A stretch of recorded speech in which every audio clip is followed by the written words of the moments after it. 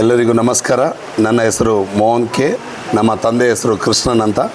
ಮೊದಲಿಗೆ ಕೆಂಗೇರಿ ನಗರ ವಿಧಾನಸಭಾ ಕ್ಷೇತ್ರಕ್ಕೆ ಅಧಿಕೃತ ಅಧ್ಯಕ್ಷನನ್ನಾಗಿ ನನ್ನನ್ನು ನೇಮಕ ಮಾಡಿರುವ ಅಖಿಲ ಭಾರತ ರೈತ ಪಾರ್ಟಿಯ ರಾಜ್ಯಾಧ್ಯಕ್ಷರಾದ ಶ್ರೀಮತಿ ಯಶೋಧಮ್ಮನವರಿಗೂ ಹಾಗೂ ರಾಜ್ಯದ ಪ್ರಧಾನ ಕಾರ್ಯದರ್ಶಿಯಾಗಿ ಕಾರ್ಯನಿರ್ವಹಿಸುತ್ತಿರುವಂತಹ ನನ್ನ ಪ್ರೀತಿಯ ಸಹೋದರ ಹಾಗೂ ಪ್ರಧಾನ ಕಾರ್ಯದರ್ಶಿಯಾದ ಡಾಕ್ಟರ್ ಜಯಂತ್ ಸರ್ ಅವರಿಗೂ ನನ್ನ ಅಂತರಾಳದ ಅಭಿನಂದನೆಗಳನ್ನು ತಿಳಿಸುತ್ತಾ, ಈ 2028ರ ವಿಧಾನಸಭಾ ಚುನಾವಣೆಗೆ ಸಂಬಂಧಿಸಿದಂತೆ ಅಖಿಲ ಭಾರತ ರೈತ ಪಾರ್ಟಿಯ ರಾಜ್ಯ ಕಾರ್ಯಕಾರಿ ಸಮಿತಿಯೊಂದಿಗೆ ಚರ್ಚಿಸಿ ನನ್ನನ್ನು ಕೆಂಗೇರಿ ವಿಧಾನಸಭಾ ಕ್ಷೇತ್ರದ ಅಧ್ಯಕ್ಷನನ್ನಾಗಿ ಮಾಡಿರುವುದು ನನ್ನ ಸೌಭಾಗ್ಯ.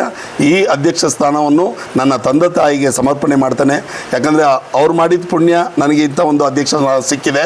ಈ ಅಧ್ಯಕ್ಷ ಸ್ಥಾನಕ್ಕೆ ಮುಂಬರುವ ದಿನಗಳಲ್ಲಿ ನನ್ನ ಕಾರ್ಯವೈಖರಿಯನ್ನು ನೋಡಿ ನನ್ನ ಅಧ್ಯಕ್ಷ ಸ್ಥಾನವನ್ನು ಕೊಟ್ಟಿದ್ದಾರೆ.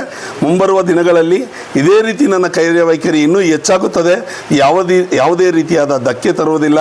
ಅಖಿಲ ಭಾರತ ರೈತ ಪಾರ್ಟಿಯು ಎಲ್ಲ ಕ್ಷೇತ್ರದ ಬೇರೆ ಪಾರ್ಟಿಗಳು ಏನು ಹೆಸರು ಮಾಡಿದೆ ಅದೇ ರೀತಿ ಹೆಸರು ಮಾಡುತ್ತೆ.